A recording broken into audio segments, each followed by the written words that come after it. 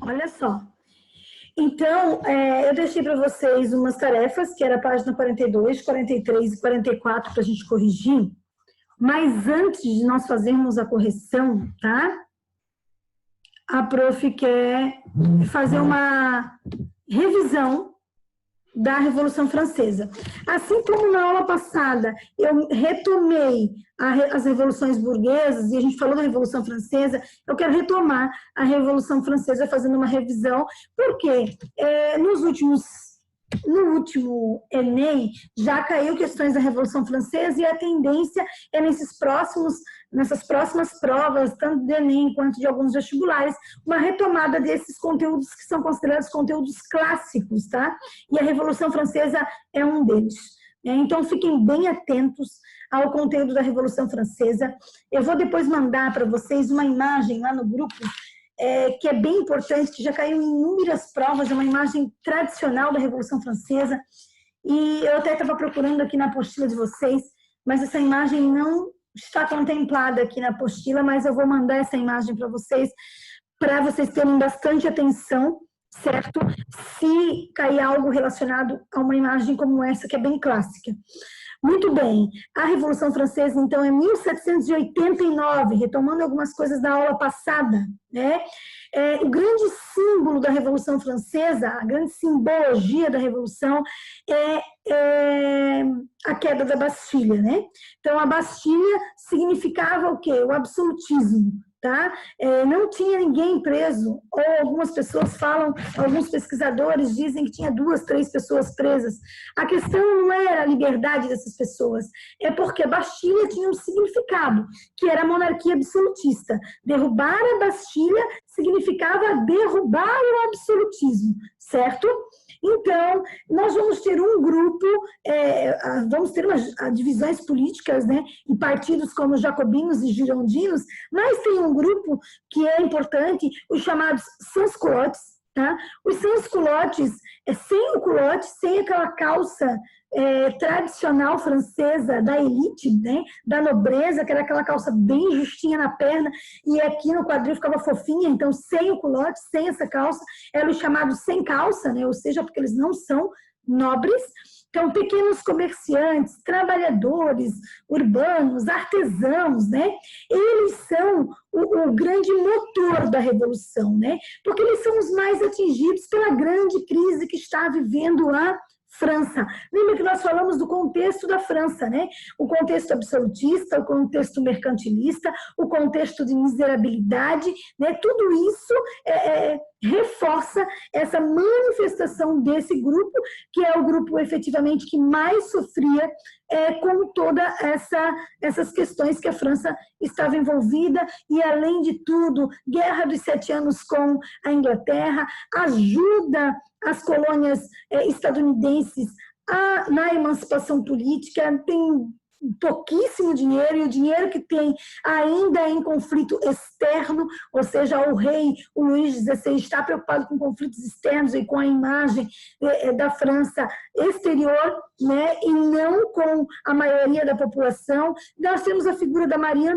Antonieta, né, que a austríaca não era bem-vinda dentro da França, e ela ostentava muito luxo, né? Essa ostentação criava mais revolta ainda nessa população empobrecida, que não tinha nem dinheiro para o pão. O pão é um valor altíssimo, né? Porque a desvalorização da moeda francesa também era gigantesca. Tudo isso está acontecendo. Em 1789, tem um outro fator importante, lembrando que eu só estou fazendo uma revisão agora, né, de todo o conteúdo. Em 1789, nós temos uma outra situação bastante significativa e importante, que é a Declaração de Direitos Humanos, né? Depois a ONU vai fazer essa Declaração de Direitos Humanos também, baseada na Declaração de Direitos Humanos francesa, certo? O que fala nessa Declaração de Direitos Humanos? Ela separa os poderes, então lá a ideia iluminista muito presente, certo? Na França, na Revolução Francesa, né? Porque a base da Revolução Francesa, o tripé da Revolução Francesa é igualdade, liberdade e fraternidade. Então, a Declaração de Direitos Humanos, ela separa os poderes, ou seja, é um fim ao absolutismo, esse sistema absolutista. Temos que lembrar também que a França vivia ainda resquícios do sistema feudal, ou seja, ainda é um país agrário que vive da terra. Lembra que eu disse para vocês que tem um período chamado de período de medo, que não é o período do terror de Robespierre. O período do medo é quando os camponeses começam a se revoltar contra os senhores de donos de terra. Também isso acontecer é bem comum. Outra coisa da Declaração de Direitos Humanos, as liberdades individuais, elas vão estar prescritas nessa declaração. Então isso é muito importante, é muito significativo, é o primeiro documento em que vai estar prescrito nele as liberdades individuais. A ideia de propriedade privada, porque se a França ainda vive resquícios do feudalismo, né? Essa ideia de propriedade privada, ela surge agora na Declaração de Direitos Humanos, que depois vai ser vinculada à nova Constituição, certo? O direito de resistir, ou seja, o direito de manifestar, o direito de ir contra quem está no poder, se quem está no poder não fizer o seu trabalho de forma efetiva. A ideia de igualdade civil, lembra que eu já disse para vocês que existe uma diferença gigante entre igualdade civil e igualdade social, né? Então, aqui na França, nós estamos falando de uma igualdade civil, de uma igualdade contemplada na legislação, contemplada na lei. A bandeira da França vai ser organizada aí também, mediante essa Declaração de Direitos Humanos, e aí para eles, né, a questão do azul, do branco e do vermelho tem o significado do tripé da Revolução Francesa. O azul é a liberdade, o branco é a igualdade e o vermelho é a fraternidade. Né, é a interpretação dada por eles para a bandeira, né, que está sendo constituída nessa nova fase que a França está vivendo. Muito bem, qual é a ideia deles? Acabar com os títulos de nobreza. E é bem interessante que a partir de 1789 também começa um movimento de separação da igreja e do Estado. Então, a igreja ela é muito intrínseca ao Estado, ao governo. Por quê? Porque clero e nobreza estão sempre juntos, estão sempre alinhados. A partir da Revolução Francesa, é uma discussão de Estado laico. Claro que não temos aqui a formação do Estado laico, mas são princípios para se discutir a questão do Estado laico. Quando começa-se a separar o Estado da Igreja, são esses princípios de ideia de Estado laico que começam a ser discutidos na França. É óbvio que não é assim agora, a Igreja está totalmente separada do Estado, mas começa-se essa discussão e começa a iniciar o processo de separação do Estado e da Igreja, que é algo muito importante. Muito bem, isso tudo estava lá na Declaração de Direitos Humanos, que em 1791 vai ser contemplada na Constituição. Então, em 1791, nós temos a Constituição, que a França vai se tornar uma monarquia, continua o rei no poder, certo?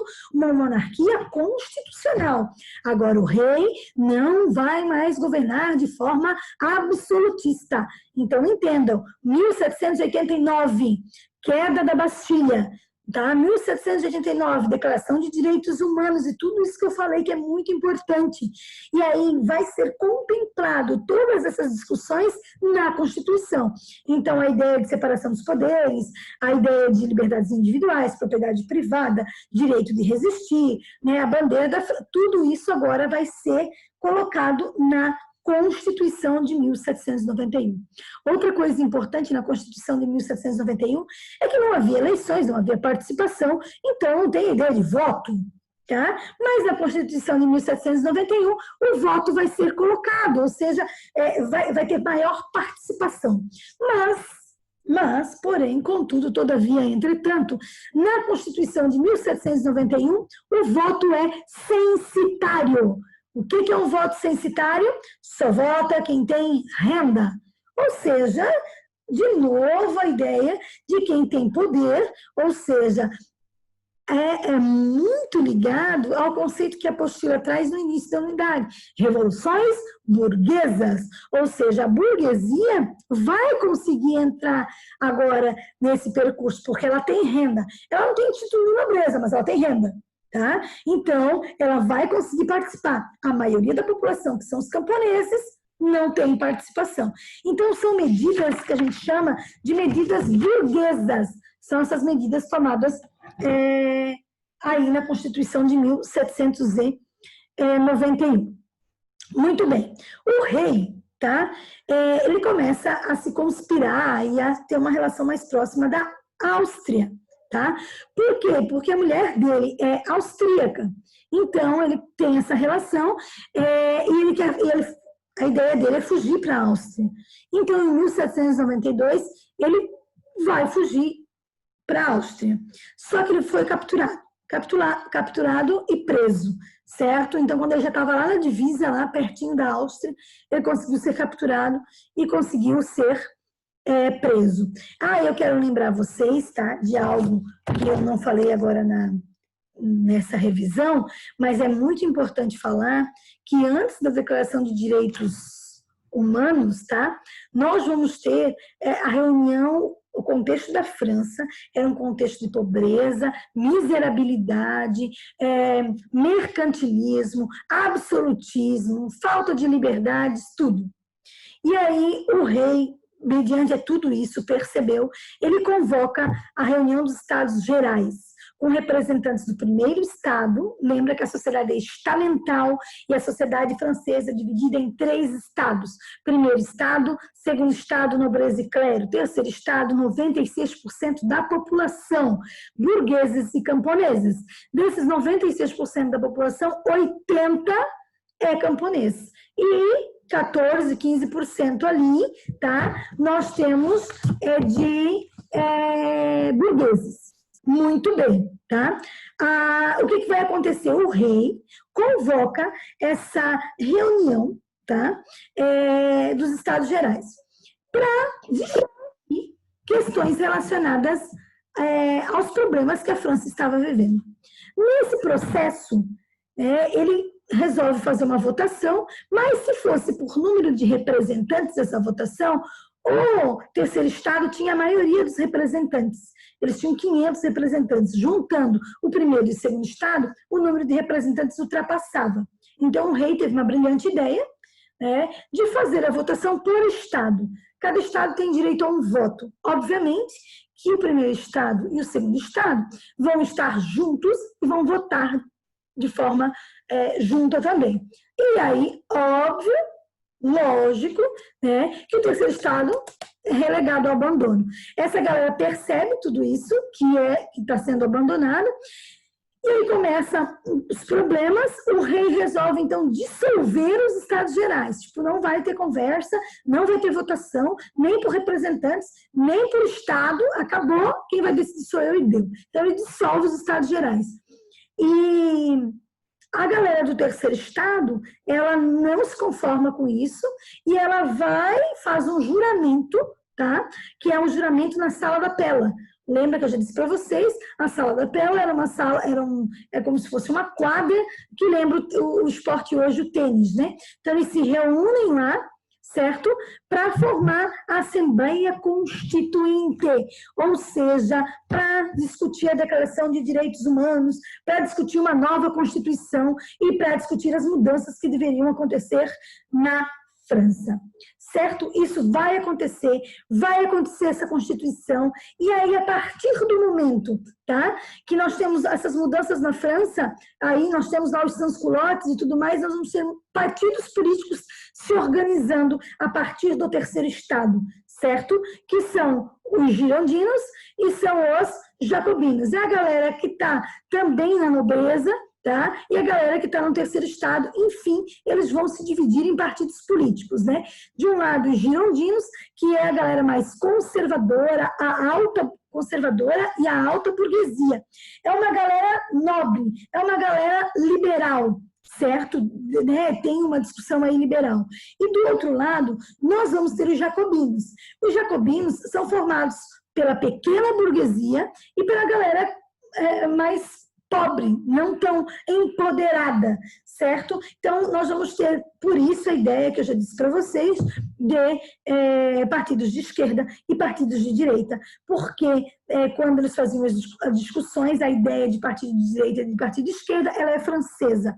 Os girondinos, que eram conservadores, tá? Que eram a alta burguesia, que queriam uma monarquia constitucional. Presta atenção, os girondinos defendiam uma monarquia constitucional. Tá? Defendia uma monarquia, mas com uma constituição, que não desse poder único e absoluto para o rei. Já os jacobinos é a galera mais radical, que defende um processo republicano, maior participação da população. Os girondinos, que são os conservadores, eles sempre se sentavam do lado direito, certo? E os jacobinos sempre se sentavam do lado esquerdo. Então, a ideia de conservadores, e que quer manter uma mesma estrutura, sentava sempre do lado direito, partido de direita, que é mais conservador, e a galera que é mais radical, que quer efetivamente mudanças sociais, república e maior participação, sentavam-se sempre do lado esquerdo. Então, são os partidos de esquerda hoje, que tem esse nome lá da Revolução Francesa. Muito bem.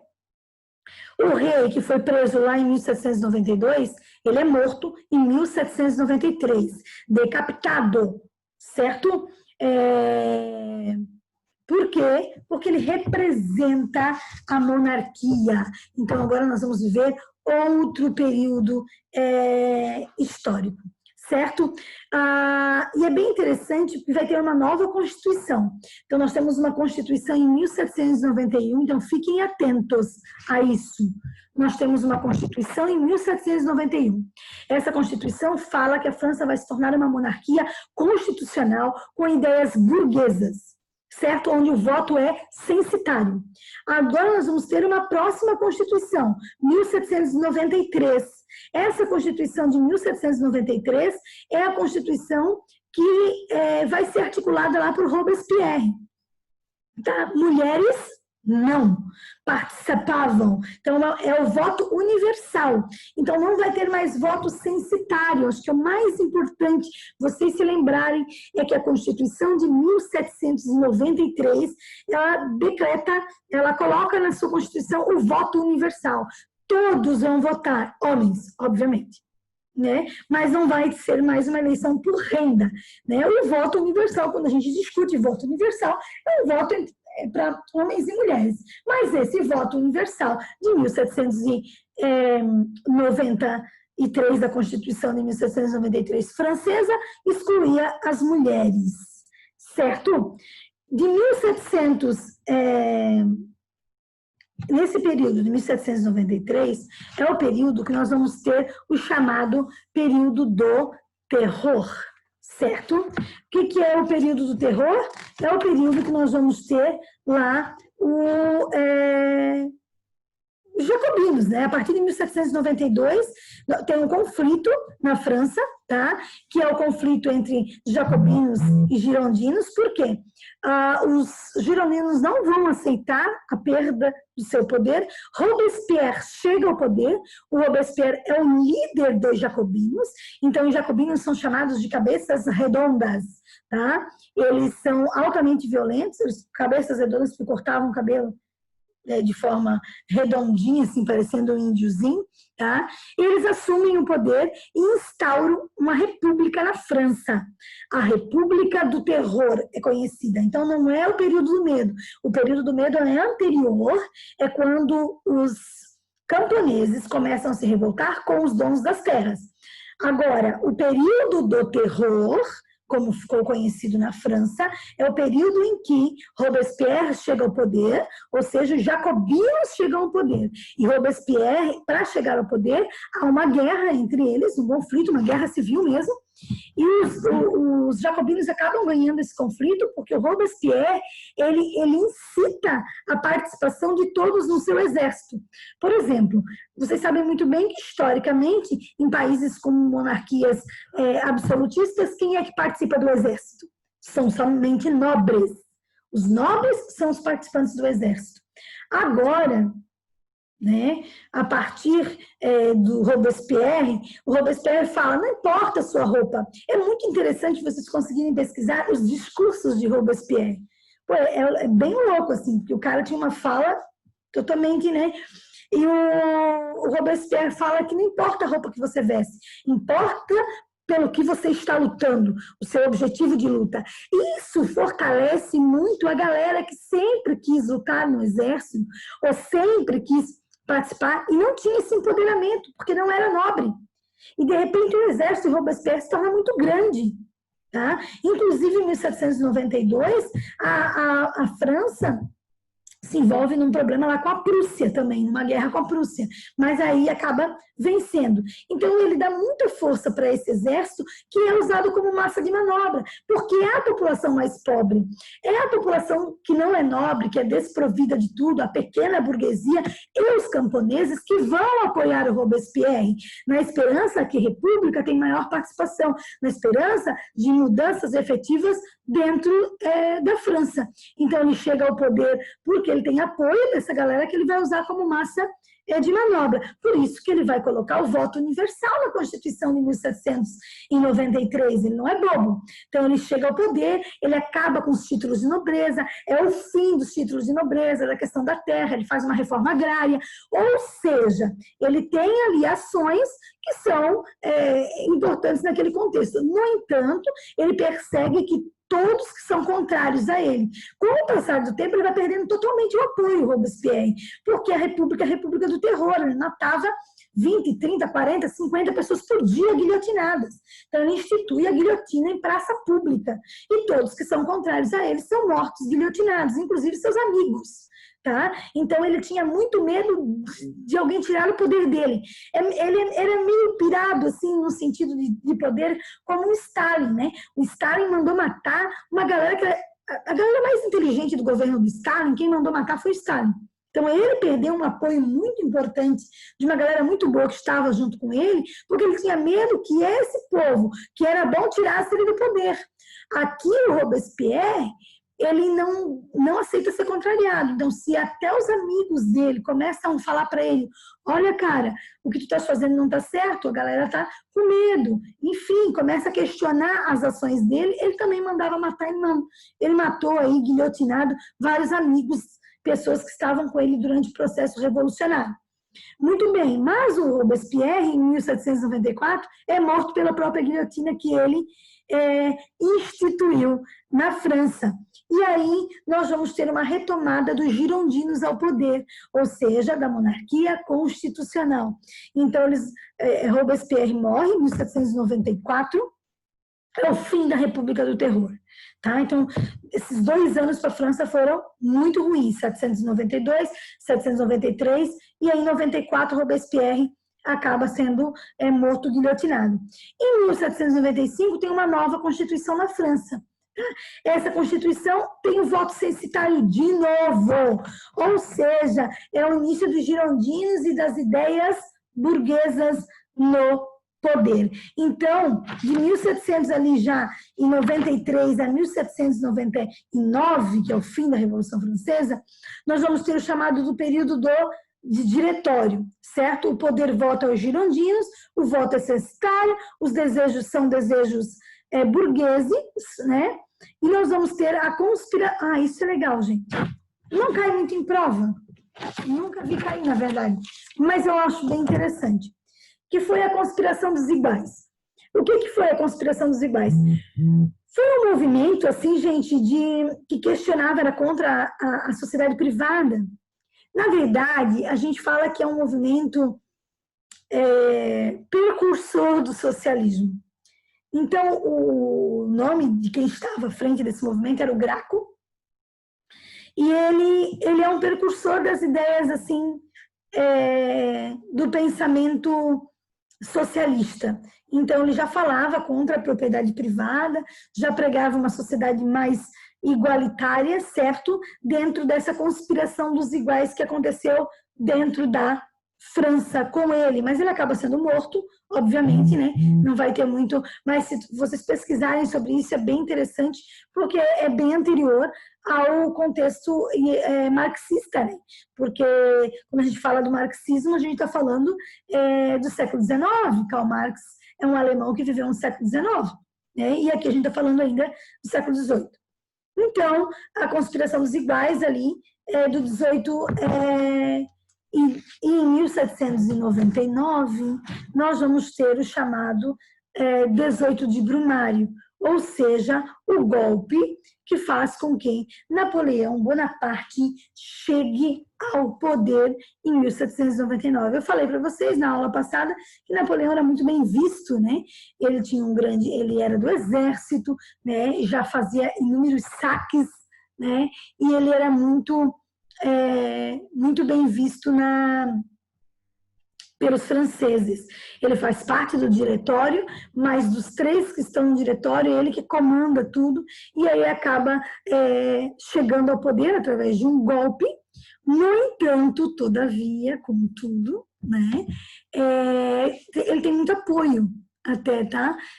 De uma parte significativa da população para que ele chegue ao poder, na ideia, novamente, de uma grande liderança, de um rei, novamente, chegando ao poder, tá? Mas depois a gente vai falar especificamente dele. Muito bem, fiz uma breve revisão da Revolução Francesa, que nós já falamos na aula passada, mas que é um conteúdo, como eu falei para vocês, importante, significativo, por isso que a prof fez essa revisão com vocês. Agora, nós vamos fazer as correções da unidade, que eu pedi para vocês fazerem semana passada. Eu pedi na sexta-feira passada para vocês fazerem a página 42, 43 e 44, que nós vamos corrigir. Então, na página 42, a gente vai ter 3 questões que são discursivas, né? Ali na página 1, questão número 1, questão número 2 e questão número 3. Alguém para ler para a gente, a questão número 1, 2, a primeira número 1, né? Alguém se habilita? Segunda série. Alguém. Se habilita a ler as questões da página 40, da página 42? Eu leio. Vai, Lucas. Tá, as 3 ou não? Lê a primeira, a gente discute, e depois tu lê a segunda, enfim. Por que razão a reunião dos Estados Gerais não obteve sucesso e deu lugar à Assembleia Nacional? Por que, então, tá? Organiza as ideias. Por que a reunião ali, por que isso aconteceu? Por que essa reunião dos Estados Gerais não teve sucesso? Porque o monarca não queria ouvir os estados? Sim, porque eram representantes dos 3 estados, lembram? Certo? E aí o primeiro e o segundo estados iam votar juntos, o terceiro estado ia ficar abandonado, certo? Então ele resolveu, se o voto fosse por cabeça, quem ganharia? Terceiro estado. Aí ele resolveu fazer o voto por estado, que causou um impacto gigantesco no terceiro estado, porque a galera não aceitava, queria o voto por cabeça, porque eles ganhariam.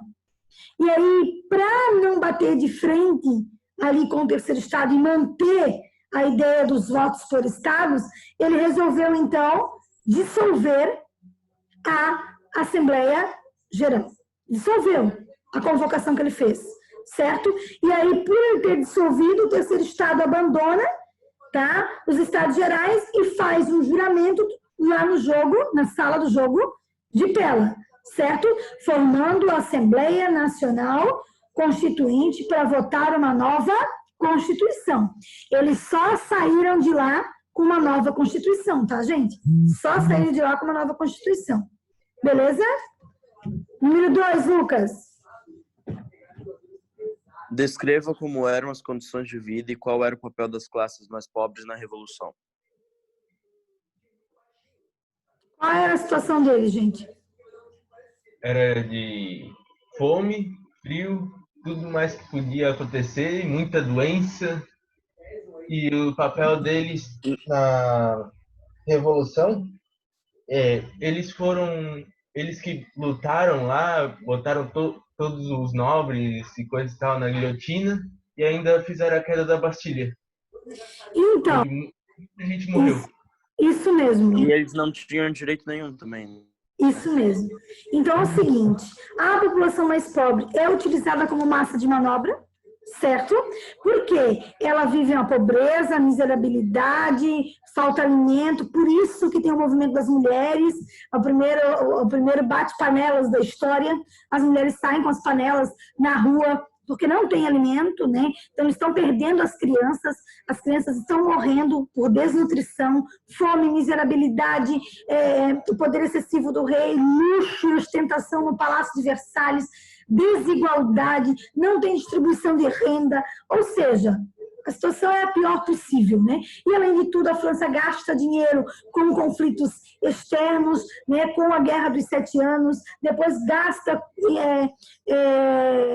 tentando acabar com a Inglaterra, ou seja, a ideia lá de ajudar na emancipação das colônias estadunidenses, né, das colônias inglesas, que é a emancipação dos Estados Unidos. Tudo isso está acontecendo.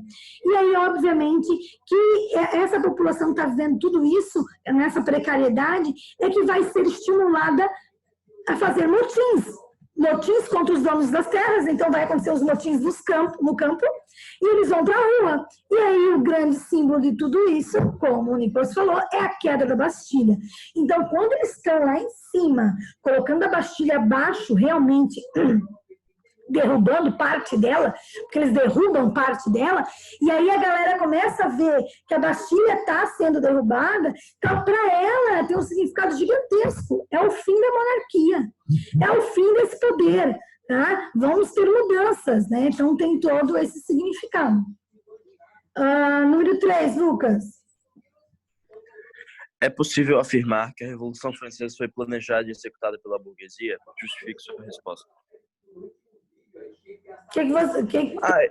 Eu acho que sim, porque, tipo, tanto alguns dos grandes comerciantes, como principalmente os pequenos comerciantes, na época a burguesia são os comerciantes, eles que planejaram, tipo, patrocinaram e incentivaram o povo a se rebelar contra a monarquia.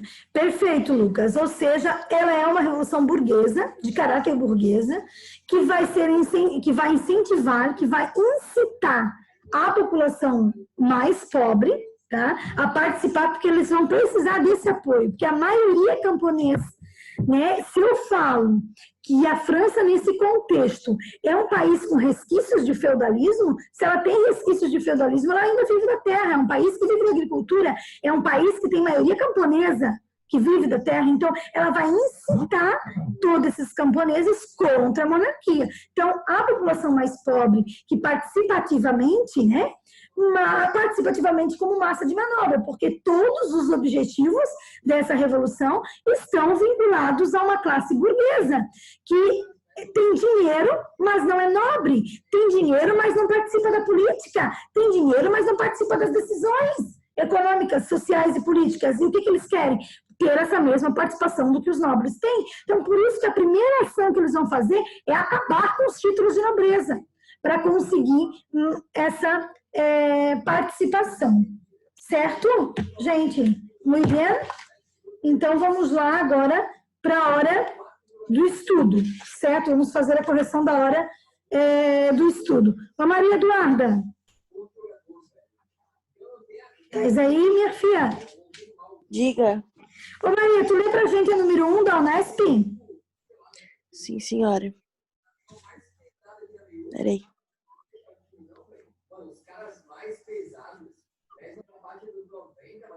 Cadê? Ah, tá aqui, ó. Nossa senhora, é muito grande. Página... Hã?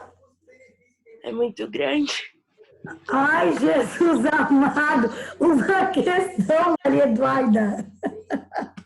Ai, meu Deus do céu, professor. Lê os artigos só, Maria, então. Só que tá em rosinha. Peraí, que tá inundando a minha casa aqui. O poço encheu e tá caindo aqui pra dentro. Ai, meu sério. Deus. Tá, a gente espera, não tem problema. Pronto. Segunda série, Não, é sério, manda outra pessoa ler, vou ter que sair não tem rápido. problema. Olha só, falta 1 minuto, gente. Eu só vou sair aqui da reunião, vou mandar outro link para vocês, que vai cair, e aí a gente faz a correção da hora do estudo, tá? Fiquem aqui comigo. Eu mando outro link e a gente corrige a hora do estudo. Não me abandonem.